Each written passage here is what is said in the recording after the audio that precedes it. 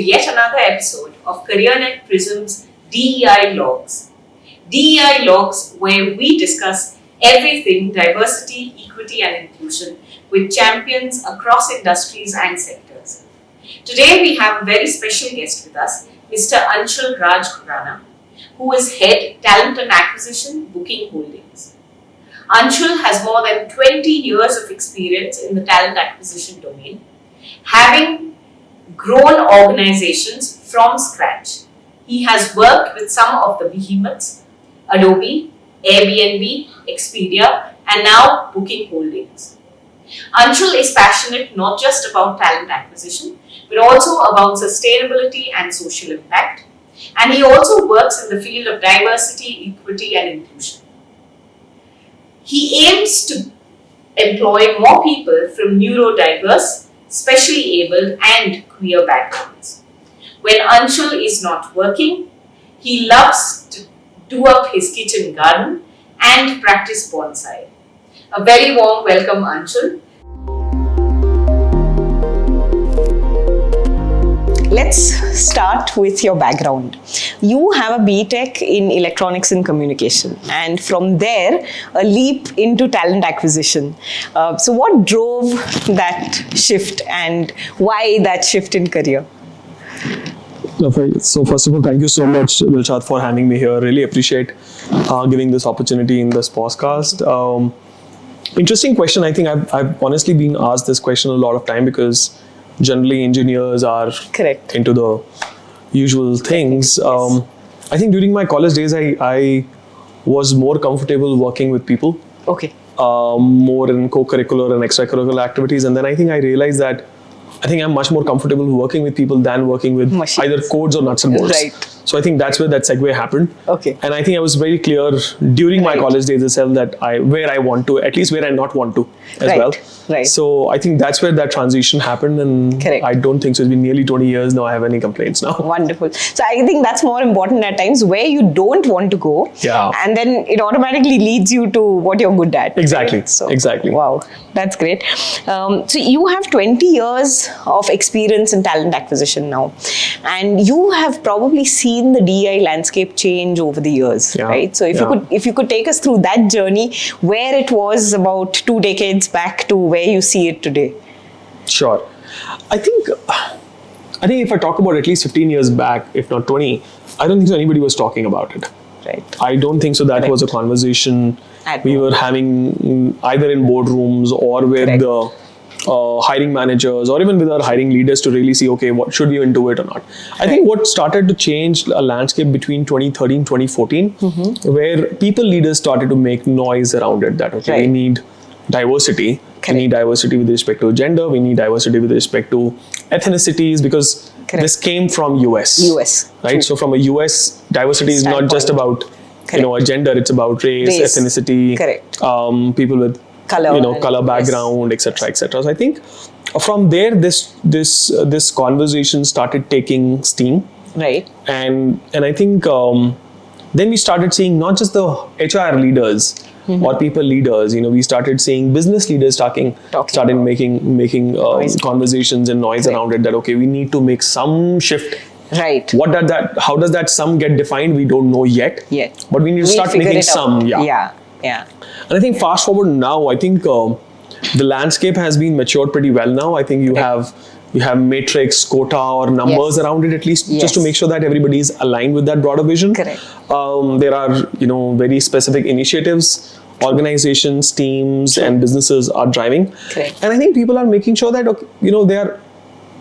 there are optics, positive optics and Yes. constructs associated Correct. with it, and I think I'm sure there is some value add, subjective and objective value add they are seeing Correct. on the ground, just to make sure that they are continuing to do that. Right. Because now I think the conversation is getting matured further towards neurodiversity, Yes. towards people with specially abled skills as well. Correct. And I see people are being open to have these conversations. Absolutely.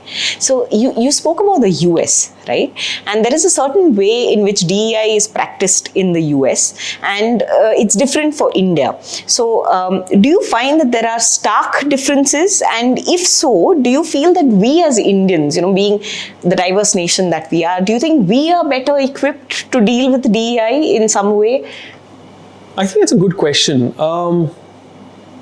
I feel as a country we are already diverse. Yeah. We are intuitively prepared to be diverse. We are intuitively prepared to be inclusive as well during conversations as well. Right. I haven't seen any of my team members or extended teams in the business need to really make an effort in being inclusive, so to say, because we all know when we are sitting, we are either from different states, different religion, different languages. Correct. But when we look at West, sometimes, not now, let's say 7, 8, 10 years back, it was very unidimensional. Yes. People were coming from one side of the spectrum. Right. Fast forward 7, 8 years, now it's not the case. Correct. You have very diverse workforce in the West, where now you see Europe or you see US as well. Correct. So I think as a country and as a talent, I think we are more better suited, or I would say, better prepared to be diverse in nature. Naturally inclusive. We are naturally inclusive, yes. True. So how could companies effectively utilize DEI initiatives to, enhance their employer branding and align all their efforts towards, so that their core values, they do not appear just tokenistic when they are doing DEI? Right? I think if I talk about branding, in my limited opinion, is not an objective, but an outcome. Right. So the branding becomes an outcome of whatever initiatives you are taking. Correct. In a larger scheme of things. Correct. Whether it is, you are doing a Pride Summit in your organization, you do a Women's Day or a Women's Month kind of a piece, right? So it is one to do, of course, an outcome of branding. Second, to engage employees, just to make sure that, like you said, your values are not just tokenistic in nature, but are more conversational in nature as well. Correct. I personally feel you should not have just one day or 1 month to talk about Women's Day, or about one gender. It should be a continuous conversation. Absolutely. Right? Why should we just limit it? Because it is also counterproductive. Like, okay, I'll have Women's Day and I'll talk it there. Right. Correct. Right? And the rest of the year, I'll just whatever gonna happen. So I think now people are looking at this in a scenario that there should be a continuous conversation. I was having this conversation with my boss, who's the MD in India. Right. He's like, why do we want to just do everything on that one single day? Rather, spread it across. Keep doing something or the other. Every quarter or quarterly basis or bi-quarterly basis. So I think people are really understanding, and leaders are really understanding the essence of these initiatives, and because it engages the talent internally and externally both. True. So it's, I guess, organically moving away from tokenism and towards genuine inclusion, where leaders are getting the message that let's do it year round. Let's not limit it to like a day or a month. Absolutely. I have seen at least the data says 30 to 40% of applications on the portal are more for those organizations who talk more about diversity, inclusion, and these initiatives, because then people are more comfortable. Correct. Not just one gender, across gender, people are more comfortable that, okay, this organization is more inclusive. So their talent attraction becomes more easier as well. Right. Any DEI initiatives that you can think of which have actually impacted the bottom line so as to, make these efforts more financially viable, make them more easily acceptable to senior leadership? Any such thing comes to mind? I think I'm personally not of an opinion to talk bottom line with these things, because what happens then everything starts in the bottom line. That, okay, if we don't have a bottom line, then let's not get into a novelty of maybe introducing a neurodiverse work culture. Okay. Right? Because then what happens is everything becomes a P&L. Right. What's the ROI for this? What's the ROI for because that? Sometimes I feel not everything can get measured with an ROI. As I said, I'm talking about talent attraction aspect. Right? So that branding index of where you were and where you are after those initiatives, I think one single thing could be very simple to think is retention ratio. Right. Right? Right. In my limited opinion, again, if you see higher retention Right. of people who are from diverse background, that means lower attrition. Yes. Absolutely. Right? So Correct. that really impacts the bottom line. Bottom line, correct. Having said this, as I said, I don't think so. A leader needs to really think about the P&L aspect of it or a bottom line aspect Right, because right. it dilutes the initiative because the bottom line may be far away 2-3 years down the Correct. line. Yeah. But And if then that starts dictating the agenda. Exactly. So, right. So correct. So it's a tricky one actually. Right. So I guess it's not just retention. I think like you mentioned earlier, it's also about the applications, the quality of applications that you attract. Exactly. Right. So even that becomes one of the metrics to measure, we are attracting better talent, which means we're probably doing something right in our branding True. initiatives. And that could be because of the DEI, Absolutely. initiatives that we need. Absolutely. So it Absolutely. could actually be the reverse. No, you're right. Right. And I think, like you rightly said, that's a domino effect. Correct. It's not a singular unidimensional effect that, okay, it's not a cause and effect. Cause and effect. Correct. That I do this and tomorrow Not I get an that. immediate, yeah. Right. So I think it becomes more like a structured and constructive noise. Right. So An that environment that you're creating. Yeah. So I think then you start getting that thing from anywhere and everywhere then. Right. And That many-fold. return. Absolutely. Correct. How do you identify and address unconscious bias, especially when you spoke about neurodiversity? Now, neurodiversity is fairly new, even in the DEI spectrum, right? So when you speak to your colleagues, your peers, subordinates, even your senior leadership about hiring or gambling with neurodiverse talent or taking a bet on them, how do you convince them? How do you see the unconscious bias pan out, and how do you beat that? First aspect, Dilshad, over here is to really, first of all, understand the business. Right.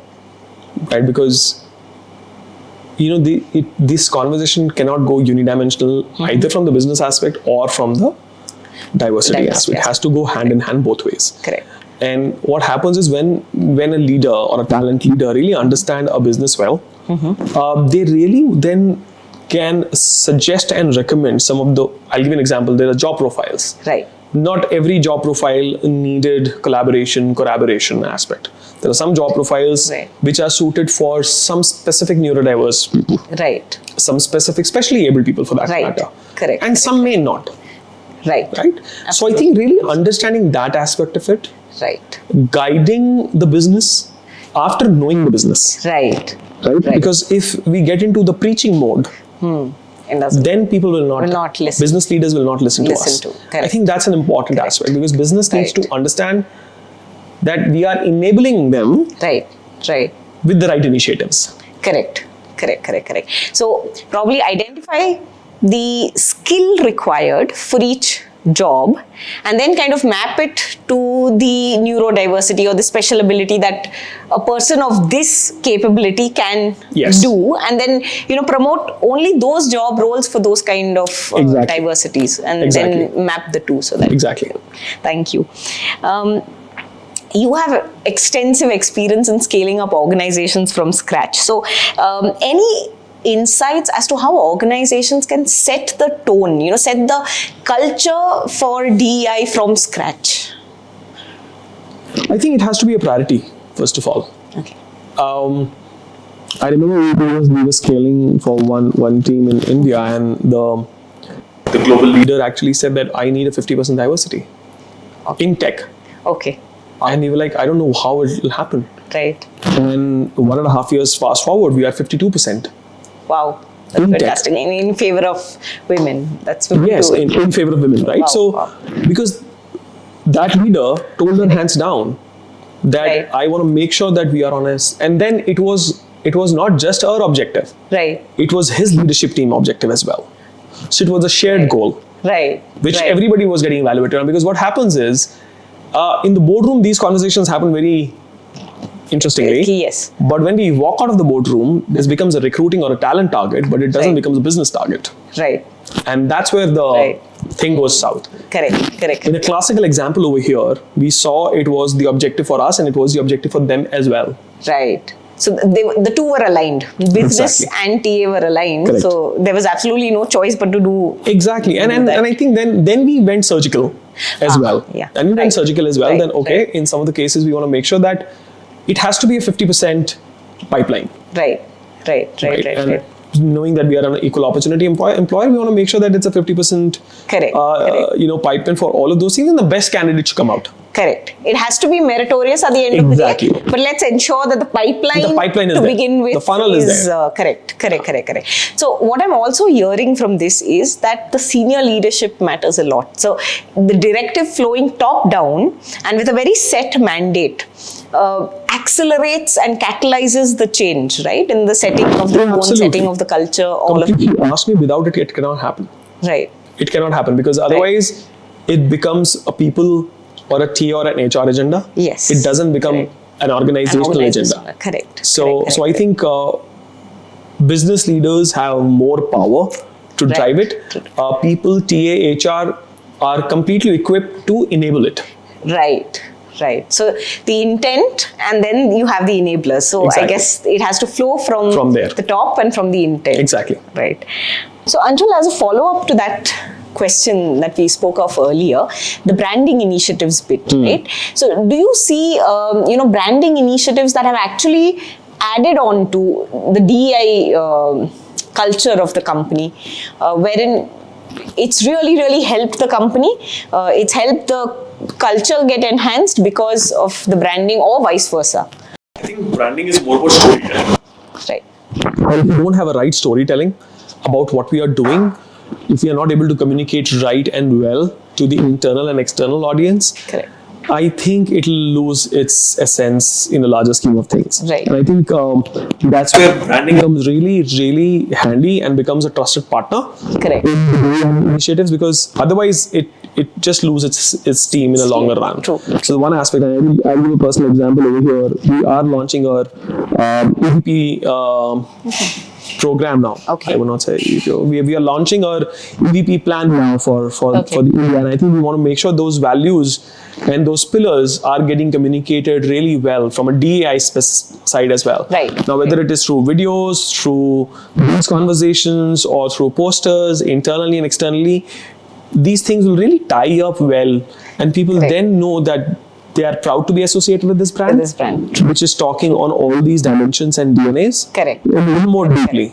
Right. So your employees become your ambassadors. Exactly. And you don't need external advertising or anything. It's your employees that take the message forward. Absolutely, because I think it is about utilizing those voices who are already out there with their followership. Correct. And then branding gives them that extempore and extra edge to really talk further around that as well. Correct. So I think that really builds the further culture of the organization. Thank you. Thanks for that, Anshul.